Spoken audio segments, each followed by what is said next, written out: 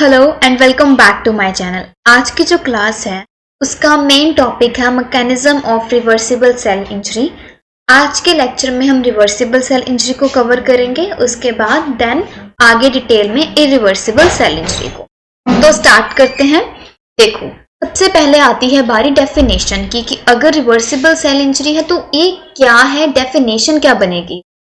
तो आप as a notes जब लिखोगे अपने you should write this if the ischemia, अगर कोई एस्चीमिया या हिपोक्सिया होता है हमारी बॉडी में, अगर तो वो थोड़े समय के लिए रहे, लाइक कोई सेल इंजरी हुई है, थोड़े टाइम के लिए आपका ब्लड फ्लो डिसरप्ट हुआ है या फिर ऑक्सीजन लेवल मेंटेन नहीं हो रहा, लेकिन वो थोड़े टाइम के लिए हो, कुछ समय बाद वो चीज़ दोबारा से नॉर्मल हो गई, आपकी जो रैपिड रिस्टोरेशन हो गई सर्कुलेशन की, जो ब्लड फ्लो सर्कुलेट करता है हमारी बॉडी में, देन इस चीज़ को बोला जाएगा reversible cell injury. Got it. अगर यही चीज बहुत लंबे समय तक रहेगी तब हम बोलेंगे इसे इरिवर्सिबल सेल इंजरी। रिवर्सिबल की एग्जांपल है कोरोनरी आर्टरी ओक्लूजन और मायोकार्डियल कॉन्ट्रैक्टिलिटी। इन दोनों में क्या होता है, मायोकार्डियल में मैंने आपको हार्ट अटैक की एग्जांपल दी थी। अगर आपने इस कंसेप्ट को नहीं देखा तो आप मेरी प्रीवियस वीडियोस को जाकर कोरोनरी आर्टरी और मायोकार्डियल के बारे में काफी अच्छे से समझ सकते हैं। Next, the sequential biochemical. अब इरिवर्सिबल सेल इंजरी के अंडर भी कुछ टर्म्स आती है जिनको समझना बहुत जरूरी है। ओवरऑल रिवर्सिबल सेल इंजरी में आपने इन्हीं पॉइंट्स को मेंशन करना है। First is decrease generation of cellular ATP. देखो, इस केस में एटीपी जो है ना, एडिनोसाइन ट्राइफॉस्फेट, हमारे लिए बहुत जरूरी है। आपको ये बात पता है, +1 +2 में भी पढ़ा होगा, अभी डिग्री में भी आप इसको पढ़ रहे हो। एटीपी जो है, जितने भी प्रोसेस होते हैं हमारी बॉडी में, एक ह्यूमन बॉडी है, ह्यूमन बॉडी में जितने भी प्रोसेस होते हैं उस सभी प्रोसेस में एटीपी इज मोस्ट एसेंशियल, बहुत ज्यादा रिक्वायरमेंट है।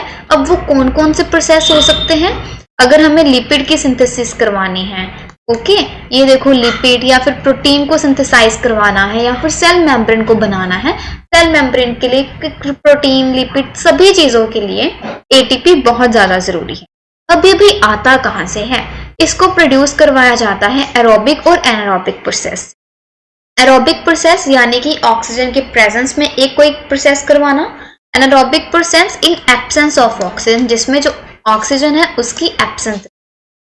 नेक्स्ट, एरोबिक प्रोसेस, ये जो प्रोसेसेस हैं ये कहाँ पे कैरिड आउट करा जाता है, इनको माइटोकॉन्ड्रिया में और in the presence of oxygen. But anaerobic process में ऑक्सीजन की प्रेजेंस तो भी होती नहीं है, इसलिए बाय ग्लूकोज या ग्लाइकोजन को यूज करके हम एनारोबिक प्रोसेस ऑक्सीजन की एब्सेंस में जितने भी बॉडी सेल्स के हैं काम है उन सभी को परफॉर्म करवाया जाए। बेसिकली जब इस्चेमिक कंडीशन होती है तब होता क्या है, देखो, सप्लाई होती है O2 की और ग्लूकोज की, पर इन्हीं की क्या हो जाता है, अगर सेल इंजरी होगी, अगर इंजरी हुई है तब ये क्या हो जाएगा, अफेक्टेड हो जाएगा। अफेक्टेड होने के कारण जो प्रोडक्शन है वो तो भी रुक जाएगी एटीपी। अगर एटीपी की प्रोडक्शन ही रुक जाएगी तो प्रोटीन सिंथेसिस हो नहीं पाएगी। ठीक है, तो ये चीज आपको क्लियर होंगी। प्रोटीन सिंथेसिस नहीं होगी, सेल मेम्ब्रेन की फॉर्मेशन नहीं होगी, अल्टीमेटली लिपिड सिंथेसिस प्रोसेस भी नहीं होगा। ये तीनों चीजें मैंने आपको पहले ही क्लियर करवा दी। अल्टीमेटली अगर कुछ भी फॉर्म या फिर सिंथेसाइज नहीं होगा, कोई प्रोसेस नहीं होगा, अल्टीमेटली ये आपको सेल इंजरी कॉज करेगा। सेल इंजरी में हाइपोक्सिया के कारण भी हो सकती है या फिर किसी केमिकल के कारण भी हो सकती है। नेक्स्ट, अब आपने कुछ जो की पॉइंट्स हैं हम उनको नोट कर सकते हैं। अगर ऑटो की सप्लाई कम हो गई तो क्या होगा, आरबीसी डिसऑर्डर्स हो सकते हैं, रेड ब्लड सेल डिसऑर्डर यानी कि हार्ट डिसीजेस हो सकती है, किसी भी तरह की कोई कार्डियक डिसीज, लंग डिसीज हो सकती है। Next is effect of decrease ATP. देखो, अगर तो एटीपी डिक्रीज है, राइट, तो इसका इफेक्ट क्या होगा, सेल मेम्ब्रेन जो है वो फेलियर हो जाएगा, वो बना नहीं पाएंगे, तो सोडियम पोटेशियम पंप तो भाई नहीं काम कर पाएगा उसके। एनारोबिक ग्लाइकोलिसिस, जो एनारोबिक पाथवे फॉलो करते हैं ग्लाइकोलिसिस वाला, वो बहुत ज्यादा एक्सीड हो जाएगा। कैल्शियम जो पंप है वो फेल हो जाएगा अपना काम करते time. Failure of protein synthesis नहीं हो पाएगी। ये सारे इफेक्ट अगर आप इनको पॉइंट वाइज अच्छे से लिखते हो तो आपका यह पॉइंट काफी अच्छे से रिप्रेजेंट हो सकता है। Come to the next point, that is intracellular lactic acidosis. Basically इसको कंबाइन करके बोलते हैं न्यूक्लियर क्लम्पिंग। अब ये न्यूक्लियर क्लम्पिंग क्या है उसको समझते हैं। देखो, इस प्रोसेस में क्या होता है, ऑक्सीजन की कमी हो जाती है, ऑक्सीजन की सप्लाई नहीं हो पाती। जो एरोबिक प्रोसेस है एटीपी फॉर्मेशन का, ऑक्सीजन की सप्लाई नहीं हुई, ऑक्सीजन की सप्लाई ना होने के कारण जो एरोबिक प्रोसेस होता है एटीपी फॉर्मेशन का वो काफी ज्यादा अफेक्टेड होता है, यानी कि एटीपी फॉर्मेशन नहीं हो पाती। और जो माइटोकॉन्ड्रिया होता है, मैंने आपको पहले ही बताया था एरोबिक प्रोसेस माइटोकॉन्ड्रिया में होता है। अगर एटीपी की फॉर्मेशन नहीं होगी तो माइटोकॉन्ड्रिया क्या होगा, अफेक्ट हो जाएगा।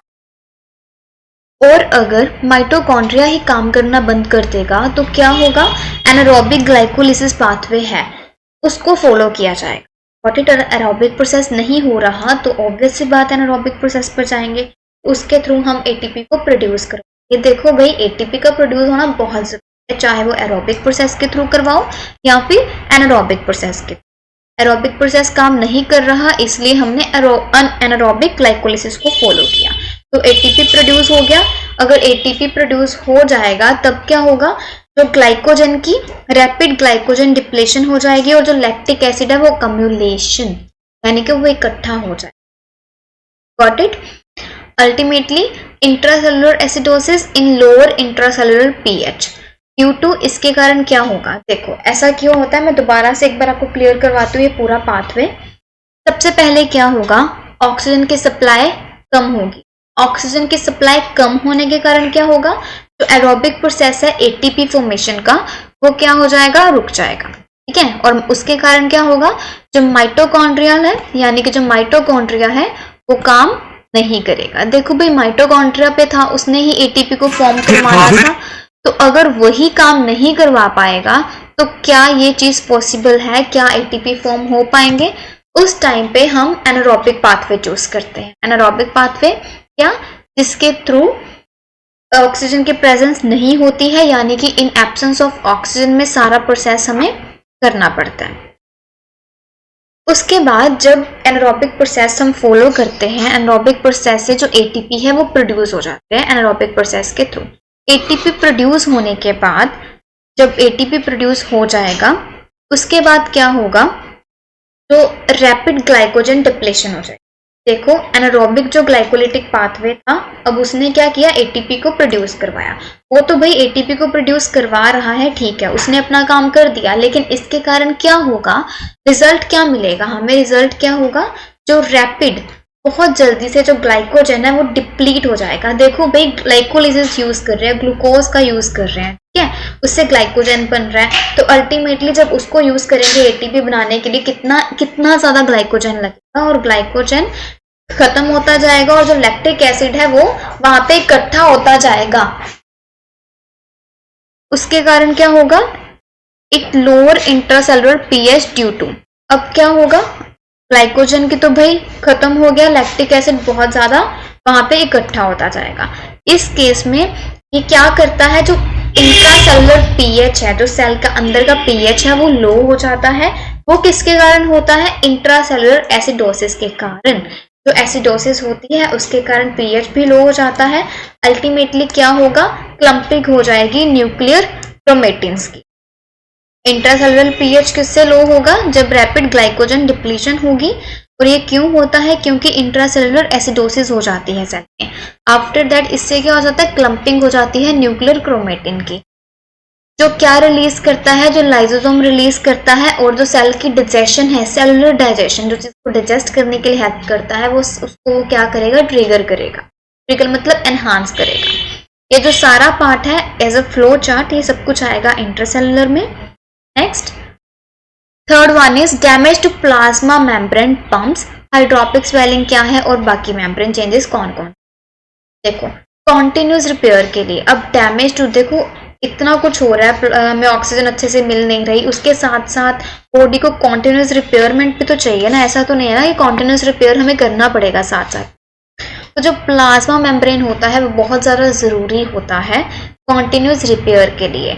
अब जो प्लाज्मा मेम्ब्रेन है उसके पास एक फॉस्फोलिपिड होती है लेयर। कौन सी लेयर होती है, फॉस्फोलिपिड लेयर। ये फॉस्फोलिपिड लेयर प्लाज्मा मेम्ब्रेन के लिए बहुत ज़्यादा ज़रूरी है। क्यों, ताकि कॉन्टिन्यूस रिपेयर जो हमारी है वो होती जाए। But due to lack of ATP, अब एटीपी नहीं है तो इस चीज़ की भी हमें कमी आई। But due to lack of ATP जो फैटी एसिड्स है वो फॉस्फोलिपिड नहीं बना पाते। अभी हमने क्या बात करी कि प्लाज्मा मेम्ब्रेन के लिए फॉस्फोलिपिड बहुत जरूरी है, लेकिन ये किससे बनेंगे? एटीपी से। और अगर एटीपी की ही कमी होगी तो फैटी एसिड्स फॉस्फोलिपिड्स नहीं बना पाएंगे। अल्टीमेटली क्या होगा, जो प्लाज्मा मेम्ब्रेन वो अफेक्टेड हो जाएगा और जो रेगुलेशन है कैल्शियम सोडियम पोटाशियम पंप्स की वो भी इरेगुलर हो जाएगी, वो अफेक्ट हो जाएगी। And the last one is इसके आगे भी दो पार्ट्स हैं। First is failure of sodium potassium pump. देखो इसमें मेन क्या था कि जो आपके पंप है सोडियम कैल्शियम लेवल उनमें थोड़ी सी प्रॉब्लम। अब वो प्रोसेस कैसे होगा, उनका क्या क्या स्टेप्स हैं। सबसे पहले जो sodium potassium ATP S pump है, इसका काम क्या होता है ये आपके लिए जानना। ये इसका काम क्या होता है, सोडियम को और पोटाशियम को एक्सचेंज करवाना। एक सेल है, सोडियम को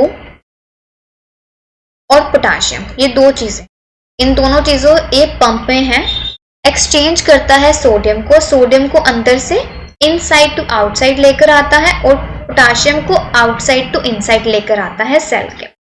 तो इसका काम होता है पंप का इनसाइड टू आउटसाइड जाना है सोडियम का, और पोटाशियम को बाहर से अंदर लेकर। पर ये एक्टिवली, ये जो इनकी एक्टिविटी है वो क्या हो जाएगी, अफेक्टेड हो जाएगी। क्यों हो जाएगी, बिकॉज एटीपी लेवल लो होगा। एटीपी नहीं बनेंगे तो इनकी एक्टिविटी पर भी बहुत इफेक्ट पड़ेगा।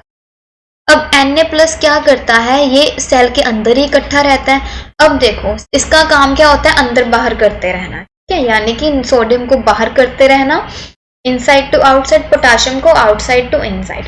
बट अगर इसकी एक्टिविटी ही अफेक्ट हो जाएगी तो क्या वो एक्सचेंज कर पाएंगे? नहीं। तो जो चीज अंदर है, यानी कि जो सोडियम सेल के अंदर था वो अंदर ही रहेगा और जो पोटाशियम वो बाहर इकट्ठा होता जाएगा। ज्यादा अक्यूमुलेशन भी हमें क्या करेगी, जो अक्यूमुलेशन है Na+ की, रिटेन द H2, वो वाटर के साथ रिटेन कर जाएगी। और जो इंट्रासेलुलर H2O लेवल है, यानी कि जो बाहर होगा H2O जो लेवल है सोडियम प्लस के साथ अंदर वाली साइड पे, वो बहुत ज्यादा बढ़ जाएगा। और देखो अगर बढ़ जाएगा तो सेल तो भाई क्या होगा, स्वेल अप हो जाएगा ना इतने सारे पानी के साथ। Thus this called is hydropic swelling due to disruption in osmotic pressure। Osmotic pressure भी इरेगुलर हो जाता है, मेंटेन नहीं रहता, इसके कारण हाइड्रोपिक स्वेलिंग भी होती है। Next pump is failure of calcium pump. Calcium pump में क्या होता है, जो Na है वो सोडियम के सेल के अंदर ही इकट्ठा हो जाता है। जो सोडियम यहाँ पे कितने सारा है, सोडियम अंदर हो जाता है। और क्या होगा, प्रोड्यूस अफेक्ट इन द, अब देखो अगर ये अंदर इकट्ठा हो जाएगा तो ये अफेक्ट प्रोड्यूस करेगा किसके लिए, जो कैल्शियम का लेवल है। भाई अंदर कैल्शियम का लेवल भी तो होगा। अब अगर ज्यादा सोडियम हो जाएगा तो कैल्शियम का लेवल भी इफेक्ट होगा। Excess calcium accumulate inside the cell as well as into the mitochondria. अब देखो अंदर कैल्शियम भी है और जो कैल्शियम है वो भी अंदर क्या हो जाएगा, एक्सेस में हो जाएगा, और माइटोकॉन्ड्रिया पर भी ये एक्सेस में रहेगा, जिससे क्या हो जाएगा, रिवर्सिबल सेल डैमेज होगा, लीड्स टू, जो सेल है वो डैमेज हो जाएगा एक्सेस होने। And the last one, reduced protein synthesis, जिसको हम डिस्पर्स्ड राइबोसोम भी बोलते हैं। राइबोसोम आपको पता होंगे जो प्रोटीन सिंथेसाइज करवाने में हेल्पफुल होते हैं। ऑक्सीजन की कमी होती है, lack of oxygen disrupt the intracellular osmotic balance. देखो जो एक सेल है वो एक ऑस्मोटिक बैलेंस पे चलता है, अगर ऑस्मोटिक बैलेंस गड़बड़ हो जाए तो उस टाइम पे जो सेल है वो डैमेज। अब ऑक्सीजन नहीं मिलेगी तो इससे क्या होगा, जो ऑस्मोटिक बैलेंस है वो बिगड़ेगा। उससे क्या होगा, so that the endoplasmic reticulum और जो गोल्गी अपरेटस है वो स्वेलअप हो जाए। स्वेलअप होने के कारण जो राइबोसोम है वो अटैच नहीं रहेंगे इसके साथ एंडोप्लाज्मिक रेटिकुलम, और क्या हो जाएंगे, इनएक्टिव हो जाएंगे। देखो राइबोसोम अटैच ही नहीं रहेंगे, प्रोटीन सिंथेसिस नहीं होगा। राइबोसोम का अटैच होना जरूरी है, लेकिन स्वेलिंग होने के कारण राइबोसोम डिटैच हो जाते हैं, यानी अटैच नहीं रहते। अटैच ना रहने के कारण ये इनएक्टिव हो जाते हैं, और जो इनएक्टिव है वो प्रोटीन सिंथेसिस नहीं करवाते। अभी जितने भी हमने 4 पॉइंट्स पढ़े हैं, आई होप ये आपको क्लियर होंगे। इन सभी का एक कंबाइन सा फ्लो चार्ट जो है वो मैंने यहाँ पे रिप्रेजेंट करा हुआ है, आप इस चीज को देख सकते हो, स्क्रीनशॉट ले सकते हो इसका। अगर आप इसको अच्छे से देख लेते हो तो जो भी मैंने इन 4-5 स्लाइड्स में आपको कवर अप करवाया है वो सारा एक ही स्लाइड में आपको मिलेगा। तो take screenshot of and I hope आपका आज का लेक्चर जो आपको अंडरस्टूड होगा। अगर कोई भी डाउट अराइज होता है तो आप मुझे कमेंट बॉक्स करके बता सकते हो। Thank you for today.